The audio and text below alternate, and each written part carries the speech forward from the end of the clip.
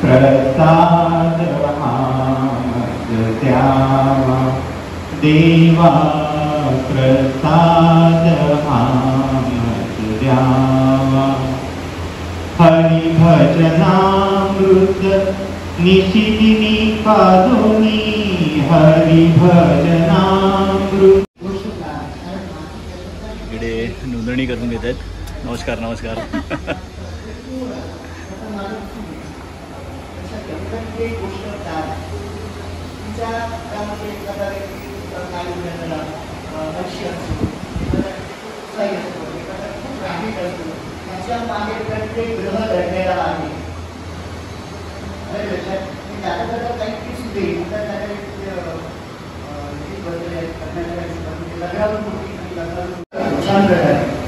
वास्तुज्योतिषानंतरचा होत आहे, मला उपाय सुरू करा। पुढच्या 20 महिन्यात तुमच्या डिस्कवरी येईल।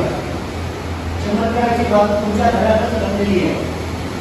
आता हे जे ग्रह आहेत ना, हे ग्रह काय घराचं स्वागत सगळ्यांनी टाळावून करावं। देवरुखकर ज्वेलर्सचे मालक त्यांच्या इथे आलेले आहेत, त्यांचं स्वागत करूया सगळे टाळ्या वाजवून।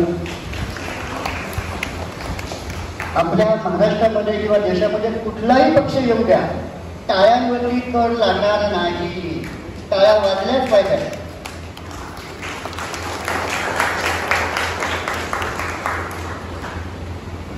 आज आपण वधूवर मेळावा इथे सादर करतोय। हे सगळे मान्यवर इथे आलेले आहेत। योगेश सर, त्यांच्याबरोबरचे सगळे सहकारी मेहनत करत आहेत। कशासाठी हो? योगेश सरांना मस्त बँकेत जॉब आहे, बाकीच्यांची पण काही ना काहीतरी उद्योग आहेत। काय करायचं आहे? लग्न तुम्ही एकमेकांशी करणे हाच उद्देश आहे का? भांडण झालं, राग झालं, एकमेकांना समजून घेतलं नाही, काय पुस्तकी डिवोर्स घेतला, याच्यासाठी ऐकावं लग्न संस्था नाही। लग्न संस्था समजून घ्या, एकमेकांना समजून घेणं। तसंच मी आता अरुण काका घनाईवरती बोलवतो। अरुण काकांनी स्टेजवरती यावं, त्यांनी स्पॉन्सर केलेला आहे। मला पुढे बोलायची गरज नाही। कशाची गरज आहे? कर लागणार नाही।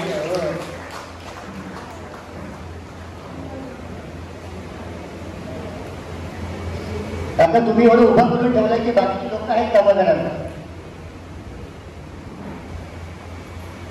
इथे ज्या काही मुली आलेली आहेत लग्न जमण्याच्या हिशोबानं, त्या सगळ्यांची लग्न व्हावी अलग लक्षात, आणि त्यांना हवा तसा जोडीदार त्याला मिळावा, हा त्याचा फक्त उद्देश। असा एक उद्देश घेऊन तिथे होऊन करतोय। तो झाल्यानंतर मग आपण तो पैशाचा कार्यक्रम सुरुवात करूया। पुढे गेलेला आहे, डिवोर्सचं जे प्रमाण आहे ते 40%च्या पुढे गेलेलं आहे। म्हणून आम्ही आजच्या घरी जी स्त्री येते तिचा एक फार मोठा त्याग असतो, कारण ती तिच्या आईवडिलांना आणि तिचं स्वतःचं घर सोडून ती तुमच्याकडे येते। आणि आपला हिंदू धर्म हा एकच असा धर्म आहे जिथे स्त्रीची पूजा केली जाते, पण हल्ली ती पूजा त्या पहिल्या दिवशी होते, नंतर तिचे उद्धार होता। आणि जो सर्वे केलेला त्यात 75 टू वाईट वाटत सांगायला 80% हा सासरच्या लोकांनी मुलीचा केलेला छळ हे त्यातलं महत्वाचं कारण आहे।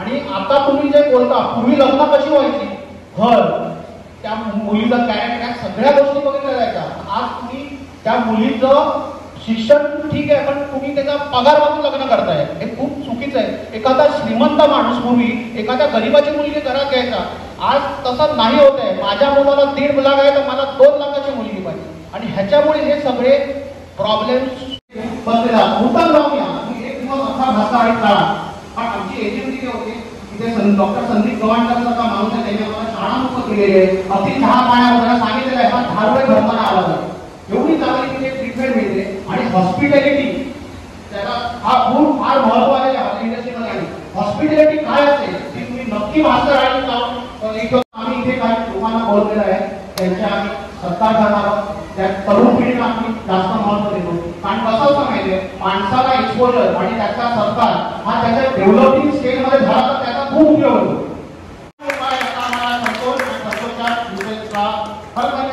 बायोडेटा वगैरे सर्व एकत्र घेतला, वेळ कमी आहे, सगळं एका त्याच्यात कव्हर करतो, चालेल ना? आणि संतोषचा सांगायचं, संतोषची बायको आहे ती आमच्या नाणाची आहे। नाना म्हणजे आमचा कुडाळेकरांचा बालेक, म्हणजे संतोषची बायको कोण झाली, ती आपली कन्या आहे। आणि ती कन्या असल्यामुळे संतोष आमचा जावई आहे, त्यामुळे कोळी मानाचा मी काढणार। जावई भरपूर आहे, पण कर्तृत्व जावई असे फार कमी आहेत. आणि आहे संतोष म्हणून कोणी विजयपूर मधला आहे आणि कोकणाचा आहे, आज आपल्याला सत्कार करणार आहोत. आणि आज भरपूर बदल झाले, भरपूर म्हणजे भरपूर. इस्लामात मित्र त्यामुळे तेंडुलकरांचं म्हणजे 88 आज वय आहे. आमचे डॉक्टर उल्हास तेंडुलकर आहेत, त्यांची काय गोरेगाव ओळख करून द्यावी असं मला वाटत नाही. 50 वर्षाची अँबॅलर नावाची ब्रँड आयडेंटिटी आज तेंडुलकरांनी क्रिएट केलेली आहे. आमचे अरुण काका आहेत, लेबर लॉ मध्ये ते आज मास्टरी आहेत. आज आमच्या दाभोळीमध्ये त्या संस्थेवरती विश्वास आहे. गेल्या वर्षीचा आणि ह्या वर्षीचा दोन्ही मेळावे त्यांनी स्पॉन्सर केलेले आहे. आणि औदुंबर नावातून औदुंबरला तुम्ही गेला असाल तर तिकडे जे सगळं फ्लोरिंग टायलिंग जे काम आहे, औदुंबर माहिती आहे ना, नरसोबावाडीच्या पुढे औदुंबर आहे, ह्यांचं श्रीपाद वल्लभांचं स्थान आहे. तिथे सगळं टायलिंग फार मोठा खर्च आला होता, सगळा टायलिंग केलेला, तर त्याच्यासाठी जोरदार टाळ्या आहे. आज गिरीश सामंत आहे, गिरीश सामंत आम्ही आमचं बालपण एकत्र केलंय. आज तोही एका छोट्या टेम्पोनी सुरुवात करून आज त्याचा ट्रान्सपोर्टचा फार मोठा व्यवसाय आहे. आणि आज जी पक्ष गाजतोय एकनाथजी शिंदे शिवसेना, त्यातले ते धडाडीचे कार्यकर्ते आहेत. पद मिळणार होतं, पद त्यांनी घेतलं नाही कारण त्यांच्या तत्वाचे पसंत नाही. दुसरा आमचा विप्लवचे आणि माझ्या कुटुंबाची म्हणजे ही आमची तिसरी पिढी. म्हणजे विप्लवच्या आजोबांपासून आम्ही विप्लवला ओळखतो. त्यानंतर विप्लवचे वडील म्हणजे विप्लवचे वडील व्होल्टास कंपनीत फार मोठ्या पोस्टला होते. आम्ही शाखेत होते, आम्ही शिवसेनेच्या शाखेत बसायचो. आम्ही तिकडून लेटर पाठवलं की त्या माणसाला ताबडतोब व्होल्टासमध्ये कशी नोकरी मिळेल, हे काम फार मोठं काम त्यावेळेला मराठी माणसासाठी विप्लवच्या वडिलांनी केलेलं आहे. आणि विप्लव हा विप्लवच्या वडिलांसारखा आहे. म्हणजे राजकारणात राहून दोन गोष्टी त्यांनी जपलेल्या आहेत, त्यात फार कमी राजकारणी माणसामध्ये असतील. त्यात अतुल बातकोडकरांचं वगैरे नाव घे की विप्लव हा अत्यंत साधा आणि सरळ माणूस आहे. आदर्श व्यक्तिमत्व पुरस्कार, या पुरस्काराने आम्ही आज केळकर सरांचा सन्मान करत आहोत. सर्वांनी जोरदार टाळ्या देऊन त्यांचं स्वागत करावं. परवा फार मोठा कवी संमेलनाचा कार्यक्रम त्यांनी घडवून आणला. त्यात केळकर सरांचे विचार आणि त्यांचं कार्य होतं. उत्कर्ष गोरेगाव संस्थेने पण त्यांना सपोर्ट दिला आणि तो एक सुंदर कार्यक्रम आज याच व्यासपीठात सादर झाला. सर्व गोरेगाव त्यांचं होतं. आणि आज जिथे सरकार होतंय ही वास्तू जे बाबूराव सामंतांनी त्याला 8 प्लॉट डोनेट केले त्यापैकी ही वास्तू आहे. त्यामुळे हा सरकार तुझ्या दृष्टीने फार महत्वाचा आहे. कारण ज्या जागेचे मालक होते, ज्या जिथे तू आज व्यवसाय करतोय, त्यांची ही वास्तू आहे बाबूराव सामंतांची. आणि बाबूराव सामंतांचं काम तुम्हाला माहिती आहे. आज मी विनंती करतो अरुण काकांना की त्यांनी दोघांचा आणि आज आम्ही तो मान पण काढतोय. आमचे जावई म्हणून आम्ही त्यांचा आज मान काढतोय. आपण जोरदार टाळ्या वाजवून स्वागत करा. एक्सलन्स म्हणजे आमच्या मराठी उद्योजकांसाठी हा आम्ही पुरस्कार 10 वर्षापूर्वी चालू केला. आज संस्थेने आणि तो पुरस्कार तुम्हाला तुमच्या मिस्टरांच्या हस्ते मी नेणार आहोत.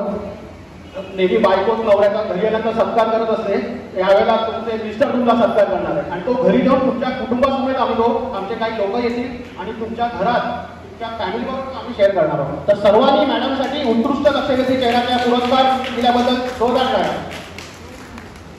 त्यानंतर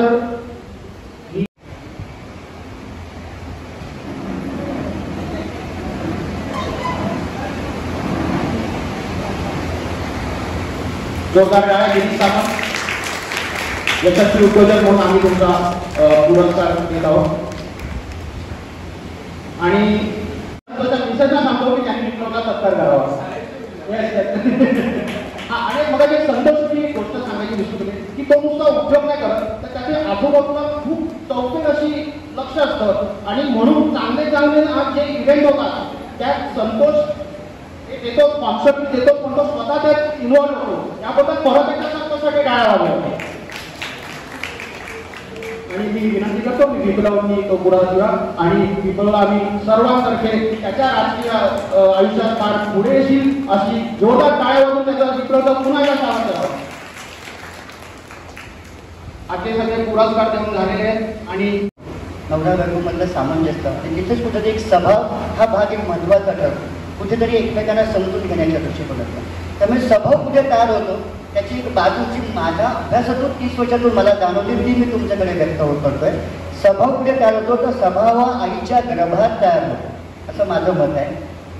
आपल्याकडे महाभारताचं उदाहरण आहे. आईच्या गर्भामध्ये मला सांगायची गरज नाही काय संदर्भ आहे तो. ते असं सांगायचा भाग काय की आईच्या गर्भात स्वभाव तयार होतो ज्या वेळेला ती जी आई जी मुलगी असते तिच्या आयुष्यात त्या 9 महिन्याचे काही चढ उतार होत असतात. नवऱ्याचं वागणं, सासू सासऱ्याचं वागणं, आईबाबांचं वागणं, ह्याच्यातून तिच्या जीवनात आणि तिच्या आयुष्यात आधी घडलेल्या घटना ह्याचा कुठेतरी बाल परिणाम जो त्या बाल छोटंसं त्या बाळाच्या आईच्या गर्भामध्ये आहे त्याच्या त्या मनावर, त्याच्या त्या मेंदूवरती होत असतो.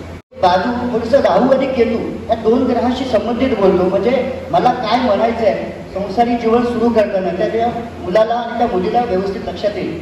लक्षात ठेवा, राहू आणि केतू हे जे 2 ग्रह घेतले तर ज्योतिषी दृष्टिकोनात जेव्हा आपण ह्याकडे पाहतो तेव्हा राहूला त्याचं स्वतःचं डोकं आहे.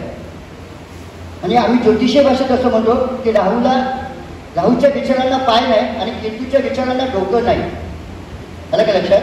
आता केतूकडे काय आहे तर घर आहे, म्हणजे केतूच्या विचारांना दिशा नाही आहे, लक्षात घ्या. आणि राहूकडे काय आहे तर डोकं आहे. आता हे डोकं म्हटल्यानंतर इथे काय काय म्हणजे राहू तुमच्याकडनं काय काय करून घेऊ शकतो त्याची ही बाजू तुमच्याकडे मांडण्यासाठी काय छोटासा प्रयत्न आहे माझा, खास या आताच्या मुला मुलींसाठी.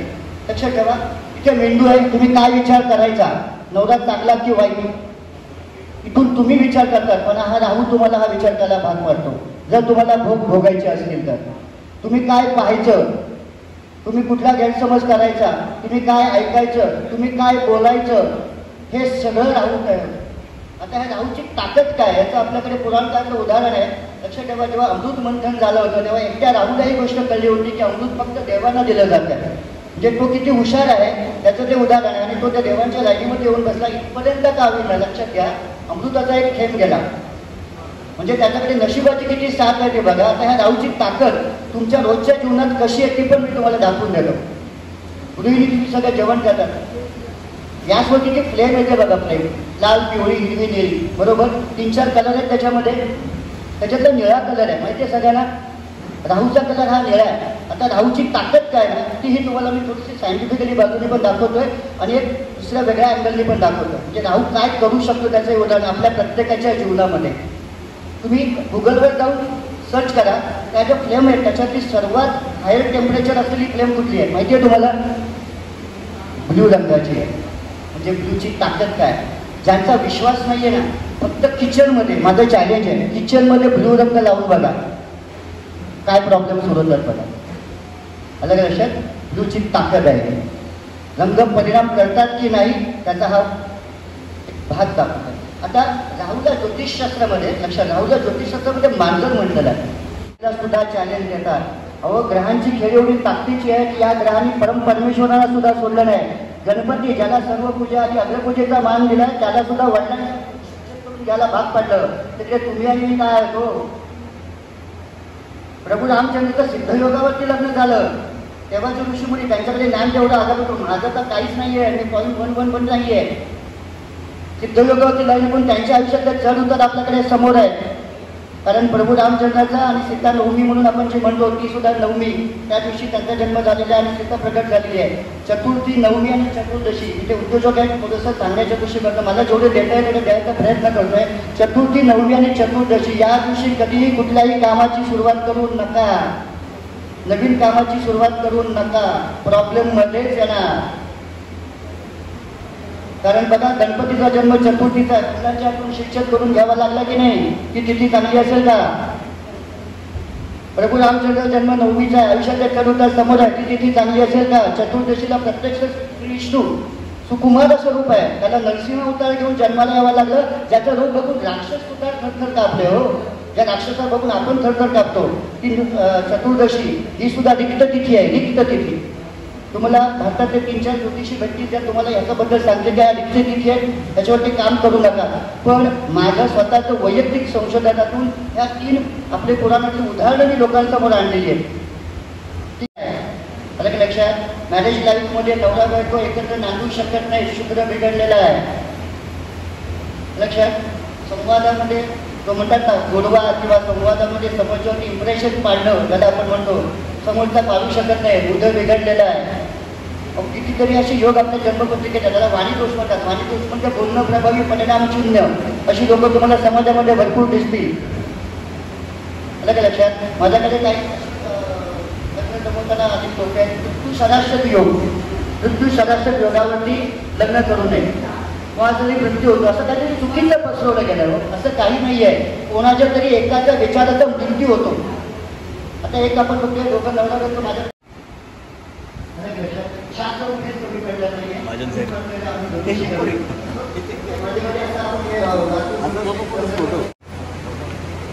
ब्रह्मा विष्णू महेश तीन देवता आपल्याला माहिती ब्रह्मदेवता बसलेली लक्षात तुम्ही इथे ते पाण्याने झालेलं आहे. विष्णू शेषनाग पाण्यावरतीच आहे आणि शंकर त्याच्या जटामध्ये सुद्धा आम्ही पाणी आहे. फार महत्वाचं आहे. काही काही मुलं आहेत, काही काही मुली आहेत तिथे थोडंसं कॉन्फिडन्सला कमी असतात. त्याचं फक्त कारण बिघडलेला मंग असू शकतो. लक्षात घ्या. तर तुम्ही स्वतःची ओळख इथे त्या पद्धतीने करून दिली तर इथे आईवडील बसले. आता इथे जे आईवडील बसलेले आहेत ना, तुम्हाला माहिती आहे हे सगळं काय इथे की आईवडिलांची चिंता आहे म्हणून हे सगळे इथे बसल्यात. आणि तिथे ऑनलाईनला बघतायत ना मुलं मुली. आता लक्षात अक्षय कुमारचा चित्रपट आला होता चिता ता चिता ता चित्ता ता था ते तसा सगळा प्रकार आहे. आला का लक्षात की आईवडिलांची चिंता आहे. मोबाईलवरून अमेरिकेत बोलू शकतात. म्हटलं असतं का हो तुम्हाला? नाही की नाही? आला का लक्षात? म्हणजे बदल जो आहे तो तुम्ही स्वीकारला. तसा बदल स्वीकारणं ही आपली गरज आहे. लक्षात घ्या. पण किती त्याचं एक प्रमाण असणं गरजेचं आहे. तर त्या प्रमाणाला कुठेतरी आताची जी पिढी आहे त्यांनी थोडंसं लक्ष द्यावं असं माझं वैयक्तिक मत आहे. नारायण वाटतोय त्याची नोंद त्यांनी घ्यावी आणि त्या पद्धतीने मग आपण चर्चेला पुढे घेऊन जातो. आता 3 मिनिटांपूर्वी मला असं कळलं की मला इथे फॉर्म वाचून दाखवायचं, त्यामुळे इतर काही तयारी म्हणजे शब्द आणि जी वाक्यांची केली नाही. पण निश्चितच गुजरात सरांची जी संख्या गणिती आणि जे सर्व त्यांचे जे अभ्यास आहे त्या हे सर्व बघून जरा कुसुमा करत असते तर त्यांनी निश्चितच त्यावरती त्यांच्या कवितेमध्ये 2 ओळी अधिक वाढवल्या असत्या. म्हणजे प्रेम गुणावर करावं, प्रेम गुणावरही करावं. त्यामध्ये त्यांनी वाढवलं असते की गुजराजांच्या संख्या प्रेमावरती प्रेम करावं आणि योगेशच्या कार्यकर्त्याची जी सिद्धी आहे त्याच्यावरती देखील प्रेम करावं. असे नक्कीच ते 2 लाईनी वाढवले असते. आणि त्याचसोबत प्रेक्षकांवरती देखील प्रेम करावं, कारण त्यांच्या एक बऱ्यापैकी संख्येने आज म्हणजे मॅच देखील आहे. त्याच्यामुळे आपल्या मुंबईमध्ये सध्या मेगा ब्लॉक देखील आहे. ते असून देखील बऱ्यापैकी संख्येने इच्छुक वधू व इच्छुक सासू सासरे देखील उपस्थित आहेत. तर मूळ मुद्द्याला सुरू करतो.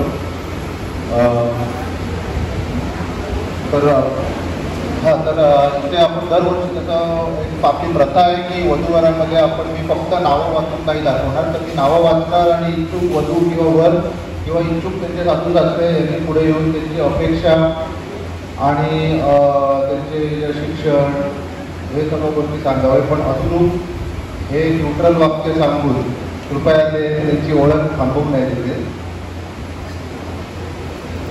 नाव आहे सिद्धेश संजय सामंत. फार मोठा कॉन्फिडन्स लागतो भाऊ आजच्या जगात वधूवर मेळाव्यामध्ये. नमस्कार, मी वैभव विजय पाटील. नमस्कार, मी वैभव विजय पाटील. माझं एम.कॉम झालेलं आहे. मी JNIT कोर्स केलेला आहे आणि आता सध्या एकासाठी जॉब करतो.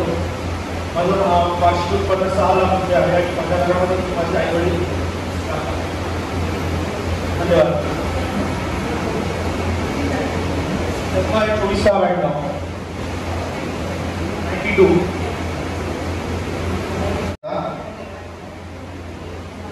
निकिता सुनील सामंत आले असाल तर बसून राहू नका, लाजू नका.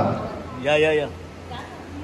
हॅलो, माझी मुलगी आली नाही आहे पण हॅलो मी आली आहे तिची आई.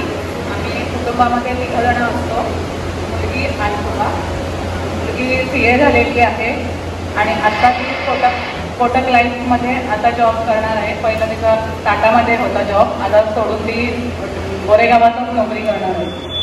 तर तिला तसं उच्च शिक्षित मिळाला तिची खूप अपेक्षा असं नाही आहे, पण ॲटलिस्ट डबल ग्रॅज्युएट तरी पाहिजे.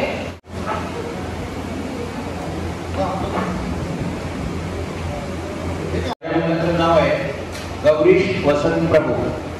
तर डेट ऑफ बर्थ आहे 9 मार्च 1994. 9:15 रात्र झालेला आहे आणि मुंबईचा जन्म आहे त्याचा.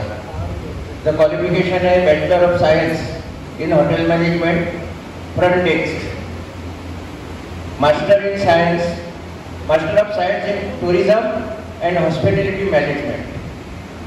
कुलदेवतांचं आहे प्रभू पुरुषोत्तम गव्हाण. वसंत प्रभू म्हणून आमचे गोरेगावकर होता. Is the senior most photographer in Loksatta. इथून ते रिटायर झालेले आहेत आणि जोरदार टाळ्या कशासाठी मध्ये जेव्हा कसाबचं फायरिंग चालू होतं तेव्हा तिथे आजपासून फोटो काढलेले आहेत. त्याचा फार मोठा सत्कार झालेला. आम्ही पण त्यांचा गोरेगावतर्फे सत्कार केलेला आहे. तर ह्या प्रभूंसाठी म्हणजे कसाबचं जेव्हा फायरिंग चालू होतं तेव्हा आज जाऊन त्यांनी फोटो काढलेले आहेत लाईव्ह कॅमेरा. त्याचा जोरदार टाळ्या वाजून स्वागत करावं. त्या योगायोगाने संस्कृत मनमिळावू प्रेमळ नोकरीची अट नाही. त्याचा कॉन्टॅक्ट नंबर सांगतो. मी लोणमध्ये येथे राहते.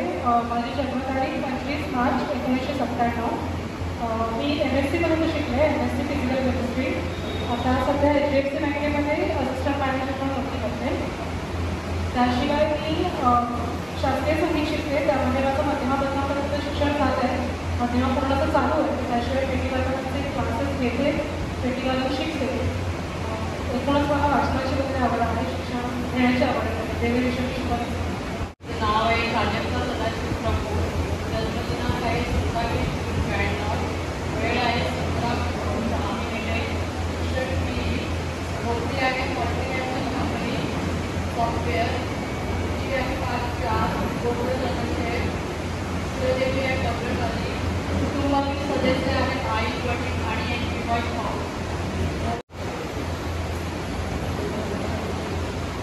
नंबर पुन्हा एकदा वाचून दाखवतो. कुमारी प्राजक्ता सदाशिव प्रभू.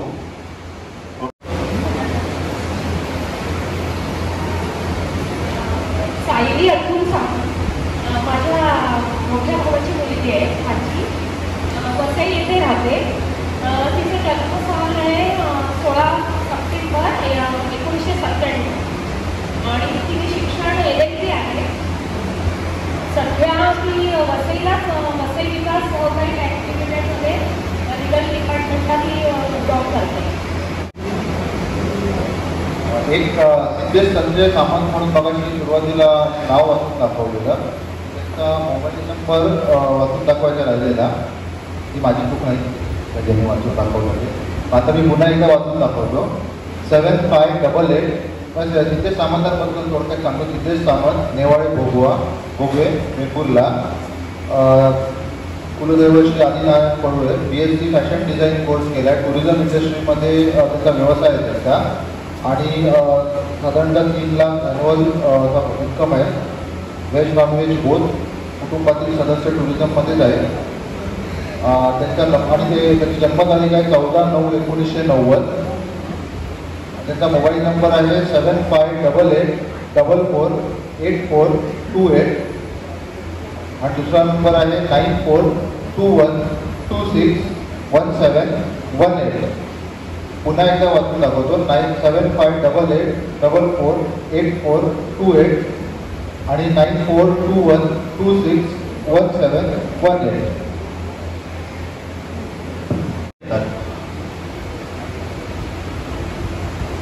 आणि आता तर असं झालं आहे की इच्छुक वर देखील फार कमी येतात. त्यापैकी आमचे सुमित माधव पडतील एक आहे. नमस्कार, माझं नाव सुमित माधव फडणीस. आईचं नाव वर्षा फडणीस. बाहेरचं नाव तुझं भारती सुधारण नायक आहे. मी माझं ग्रॅज्युएशन कंप्लीट केलं आहे, बॅचलर इन मॅनेजमेंट स्टडीज आणि 10 वर्षाचा वर्क एक्सपिरियन्स आहे. मी आता करंटली HDFC सिक्युरिटीजमध्ये आहे ॲज अ डेप्युटी मॅनेजर. आणि आता पुढच्या महिन्यात मी मास्टर्सचं हे चालू करणार आहे, मास्टर्स करायसाठी. आणि मुलींची अपेक्षा म्हणजे फक्त ग्रॅज्युएट मिनिमम असला पाहिजे, बाकीचं तर मास्टरच्या बघू. थँक्यू.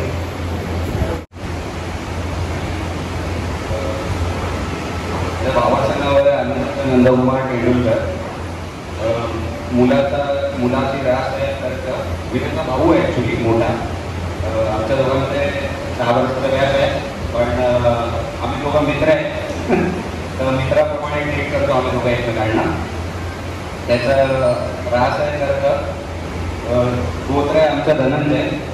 आमची कुलदेवता आहे अन्नाला देवी. माझा भाऊ ग्रॅज्युएट आहे.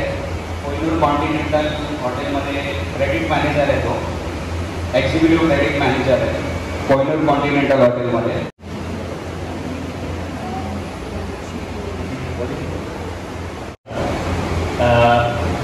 माझं नाव आहे भालचंद्र मारुती सामंत. माझा मुलगा मेहुल भालचंद्र सामंत. जन्मतारीख आहे 16/10/1998. 16/10/1998 गोरेगावातला जन्म आहे तिचा. पहाटे 5 वाजून 58 मिनिटांनी. माझं कुलदैवत आहे आदिनारायण आणि भगवती देवी म्हणून आहे.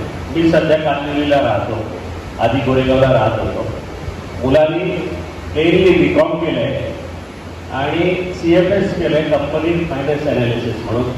परंतु त्यातनं तो त्या लाईनमध्ये न करतो तो इन्फ्लुएन्शियल मार्केटिंग म्हणून करतो. सध्या इंस्टाग्रामवरून जसं ॲडव्हर्टाईजमेंट येतात त्याच्यातला तो हेड म्हणून आहे. जॉब करून त्याला 2 वर्ष झाली. वय त्याचं आत्ता कंप्लीट सर्व्हिस आहे. त्याला पगार आहे 60,000 रुपये. आणि मी सध्या कामातून रिटायर्ड आहे. आई त्याची हाऊसवाईफ आहे. आणि आमच्या घरचं उत्पन्न फिक्स 1,25,000 रुपये आहे. ते कायमस्वरूपी राहणार आहे. पुढच्या पिढीला जे असेल ते म्हणजे तशी आम्ही तरतूद करून ठेवलेली आहे. तर मुलाचा पगार हळूहळू वाढेल या दृष्टिकोनाचं नवीन असल्या कारणाने त्याला 60,000 पगार आहे. माझा मोबाईल नंबर माझाच का देतो कारण मुलगा कधीतरी अननोन नंबर म्हणून उचलत नाही. विवेक कुलकर्णी. माझा मुलगा अमेय विवेक कुलकर्णी. 1 जून 1995चा जन्म आहे त्याचा. त्यांनी BSc IT MCA केलं आहे. आता तो पुण्याला जॉब करतोय. त्याचं वार्षिक उत्पन्न 9 लाख आहे. आम्ही घरात आई वडील रिटायर्ड आहे आणि तो आहे. त्याची बहीण आहे, त्याला एक बहीण, पण तिचं लग्न झालं आहे. आम्हाला शक्यतो नोकरी करणारीच पाहिजे. आम्ही गोरेगाव ईस्टला राहतो आणि हा छोटा मुलगा आता लग्नाचा आहे. मोठ्या मुलाचं लग्न झालं आहे. हा मुलगा माझा छोटा आशिष सुधाकर सामंत. त्याची 21 एप्रिल 85चा आहे आणि तो मेष राज सांख्यान गोत्र. कुलदैवत परोळ्याचं हे आदिनारायण आणि वेतोबा. माहेरचं माझं आदिनारायण आणि घरचं माझं सांख्यान गोत्र आहे. 2025 वर्ष वंदे मातरम हे आपलं राष्ट्रीय गीत आहे आणि या राष्ट्रीय गीताला 150 वर्ष पूर्ण होत आहे. वंदे मातरम या गीताला आपल्या देशासाठी फार अभिमानाची बाब आहे. या वर्षीची बरीच वैशिष्ट्य आहे. ते म्हणजे प्रजासत्ताकाला आपली 75 वर्ष पूर्ण झाली. 144 वर्षांनी येणारा महाकुंभ याच वर्षी झाला. राष्ट्रीय स्वयंसेवक संघाला यावर्षी 100 वर्ष पूर्ण होत आहेत. त्याचबरोबर वंदे मातरम या गीताला 150 वर्ष पूर्ण होत आहेत. गोरेगावला दरवर्षी गुढीपाडव्याला आम्ही आपलं नववर्ष असतं, नववर्ष स्वागत यात्रा करतो. गोरेगाव पूर्वेला पांडुरंग इथे मथुराश्रम इथून एक यात्रा निघते आणि आजी पटेल रोडला दुर्गामाता मंदिर इथून एक यात्रा निघते. दोन्ही यात्रा गोरेगाव स्टेशन जवळचा जो 90 फीट रोड आहे तिथे एकत्र समारोप होणार आहे. तिथे पथकांची प्रात्यक्षिकं होणार आहे. त्याच्यानंतर संपूर्ण वंदे मातरम तिथे एकत्रपणे सामूहिकरित्या गायलं जाणार आहे, ज्याला मोठ्या प्रमाणावर मीडिया सपोर्टही आपल्याला मिळणार आहे. त्याच्यामुळे किमान गोरेगावातल्या सर्वांनी या यात्रेला आपल्या प्रभागात आपण जिथे जिथे राहतो तिथे तिथे या यात्रेमध्ये जरूर सहभागी व्हावं अशी मी सगळ्यांना विनंती करतो. आणि आता मी सगळ्यांना विनंती करतो की सगळ्यांनी कृपया वंदे मातरमसाठी उभं राहा.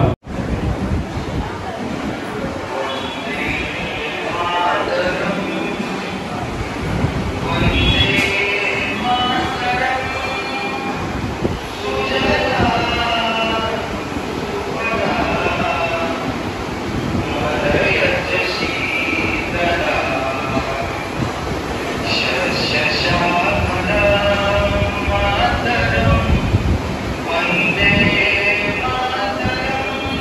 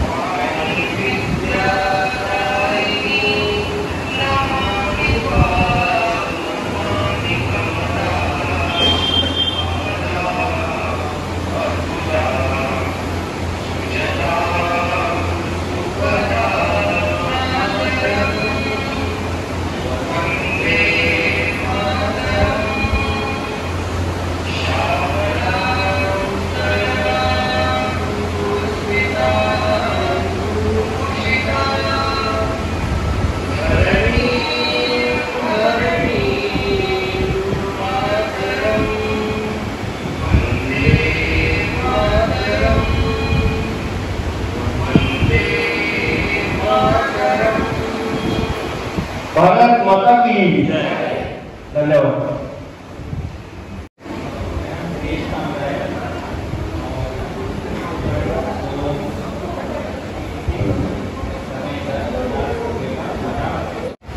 नमस्कार, माझं नाव दर्शन अविनाश वाणे. माझी जन्मतारीख 28 सप्टेंबर 1996. जन्मतारीख 28 सप्टेंबर 1996 आणि जन्म ठिकाणे रोहा, रायगड. आणि सध्या आम्ही डोंबिवली इथे राहतो, मी आणि माझे आई बाबा.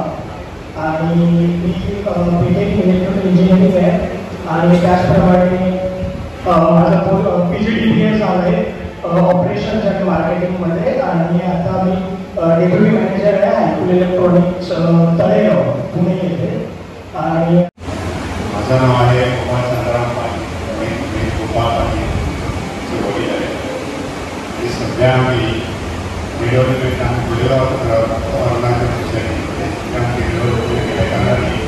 आम्ही वडोली सचिनला राहतो.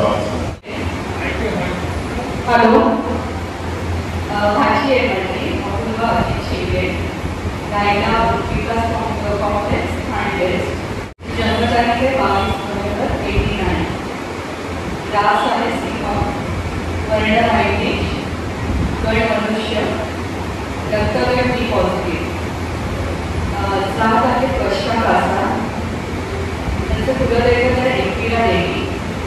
क्वालिफिकेशन त्यांचं BCom, MBA फायनान्स, SAT केलेलं आहे त्यांनी. German certification course. Working with MNC company Pune. माफ करा, मी आपली अजून एक संस्था महाराष्ट्र ब्राह्मण सभा, जी तात्याराव सावरकर म्हणजे यांनी 1900 त्यांच्या विचाराने 1926 सालात ही संस्था स्थापन करण्यात आलेली आहे. आज 6 जानेवारी 2526 शताब्दी महोत्सव आहे.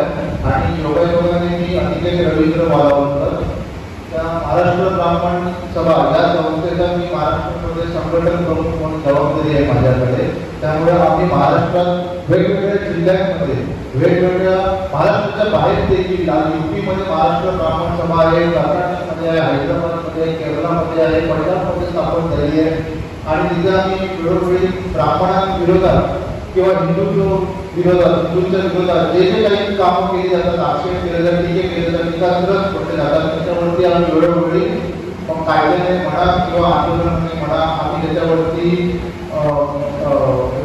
विषय उचललेला आहे. म्हणजे आमचे काही कार्यकर्ते 10 दिवस उपोषणाला बसलेले आझाद मैदानात आणि तेव्हा परशुराम आर्थिक विकास महामंडळ आम्ही स्थापन करून घेतलेलं.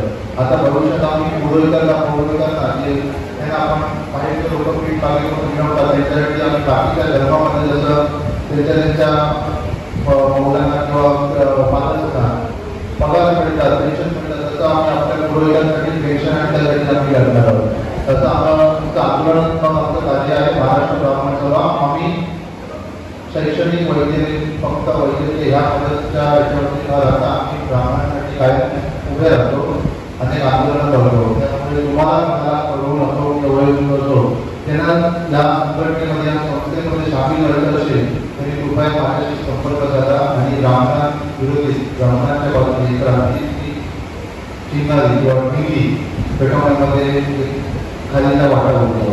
धन्यवाद. आणि सगळ्यांनी मांडलेलं आहे. निसर्ग नियम आहे तो सांगतो की आपण छोट्या जाऊया. एक निसर्ग नियम आहे, प्रत्येक घरामध्ये बघा एक स्त्री आणि पुरुष आहे. घरातल्या एखादी व्यक्ती प्रचंड नियमातही तत्वनिष्ठ असते तर दुसरी बरोबर गेल्या स्वभावाचीच असणार. ते कुटुंबामधला हा नियम आहे, म्हणजे समजून घ्या. प्रत्येक घरामध्ये असणार आहे. कुठेतरी ही बाजू समजून घेऊन तुम्ही संस्थेने कुठे जावं हे मला एकत्र सांगायचं आहे. बाकी सगळ्यांचे आभार मानले. इथे आलेले सगळे उपस्थित वधूवर आणि त्यांचे आई वडील यांचे मी आभार व्यक्त करतो. तसेच ज्यांना वधूवर मिलन पत्रिकांचं मिलन करायचं आहे त्यासाठी माझा नमस्कार आहे. कुटुंब तुम्हाला मिळवलंय मला पाठवा. सगळ्यांना माझ्याकडनं फ्रीमध्ये तुम्हाला त्याचं मिलन जे आहे वधूवर मिलन पत्रिकेचं फ्रीमध्ये करून द्यायचं आहे. कुठल्याही प्रकारचे चार्जेस तुमच्यासाठी नसणार आहेत. आपल्या जाती बांधवाचे जे कोणी व्यक्ती आहे त्या सगळ्यांना. ओके, धन्यवाद. मी परत त्यांचे आभार व्यक्त करतो. त्यांचे मी आभार व्यक्त करतो आणि हा कार्यक्रम इथे जाहीर करतो.